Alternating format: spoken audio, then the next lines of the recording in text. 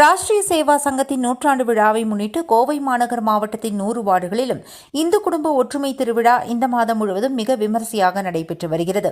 5 அம்ச கொள்கைகளான சமுதாயத்தில் நேர்மறையான மாற்றத்தை ஏற்படுத்தும் நோக்கில் குடும்ப ஒற்றுமை, சுற்றுச்சூழல் பாதுகாப்பு, சமுதாய ஒருமைப்பாடு, சுதேசி விரதம், சட்ட ஒழுங்கு பராமரிப்பு ஆகிய முக்கிய அடிப்படைகளை மையமாக வைத்து இந்த விழாக்கள் ஒருங்கிணைக்கப்பட்டுள்ளன. கோவை மாநகரின் பல்வேறு வார்டுகளில் ஏற்கனவே இந்த விழாக்கள் வெற்றிகரமாக நடத்தி முடிக்க குடும்பமாக மக்கள் இதில் கலந்து கொண்டு பாரம்பரிய விளையாட்டுகள் மற்றும் கலந்துரையாடல்கள் மூலம் ஒற்றுமையை வெளிப்படுத்தினர். கோவை 68வது வார்டில் இந்த குடும்ப ஒற்றுமை விழா நடைபெற்றது. நிகழ்ச்சியில் SR செல்வா, பாஜக கோவை மாநகர் மாவட்ட தலைவர் ரமேஷ்குமார், முன்னாள் MLA சின்ராஜ், ராம்நகர் மண்டல் தலைவர் மணிகண்டன், காலனி ஆறுமுகம் உள்ளிட்ட பலர் கலந்து கொண்டனர். விழாவில் விளக்கு பூஜை நடைபெற்றது. இதில் திரளான பெண்கள் கலந்து கொண்டனர். தொடர்ந்து வள்ளி கும்மியாட்டம் நடைபெற்றது.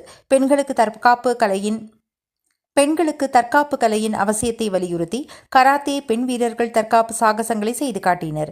இந்த மாதத்தின் மீதமுள்ள வார்டுகளில் வரும் ஞாயிற்றுக்கிழமைகளில் விழாக்கள் நடைபெற உள்ளன. இதற்கான ஏற்பாடுகளை அந்தந்த பகுதி ஒருங்கிணைப்பாளர்கள் தீவிரமாக செய்து வருகின்றனர். இந்த மாத இறுதிக்குள் 100 வார்டுகளிலும் விழாக்கள் முழுமையாக நிறைவடையும் என விழா கமிட்டியினர் தெரிவித்தனர்.